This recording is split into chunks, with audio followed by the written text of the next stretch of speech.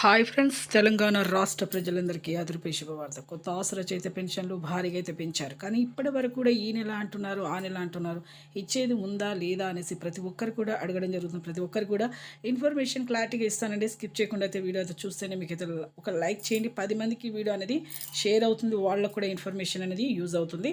Late చేయకుండా అయితే వీడియోలోకి అయితే వెళ్ళిపోతుంది. అలాగే కొత్త పెన్షన్లు కూడా కొంతమందికి రద్దు అవుతున్నాయి. మరి ఎందుకు రద్దు అవుతున్నాయి తెలుసుకునే ముందు ఒక లైక్ మాత్రం మర్చిపోకండి. ఇక లేట్ చేయకుండా అయితే వీడియోలోకి అయితే వెళ్ళిపోదాం. పాత వారికి, కొత్త వారికి, వృద్ధులకి, వితంతువులకి, ఒంటరిమలకు 4,000, వికలాంగులకి 6,000, హెచ్ఐవి, బీడీ, చేనేత, మగ్గం కార్మికులకి, డయాలసిస్ వారికి 4,000. ప్రతి ఒక్కరు కూడా ఈకేవైసీ, ఎంపీసీఐ లింక్ అయితే చేసుకోవాలి. Phone number, Aadhaar card link చేసుకోండి. ఆధార్ కార్డ్, ఫోన్ నెంబర్ మళ్ళీ మీ బ్యాంక్ అకౌంట్ లింక్ చేసుకోవాలి.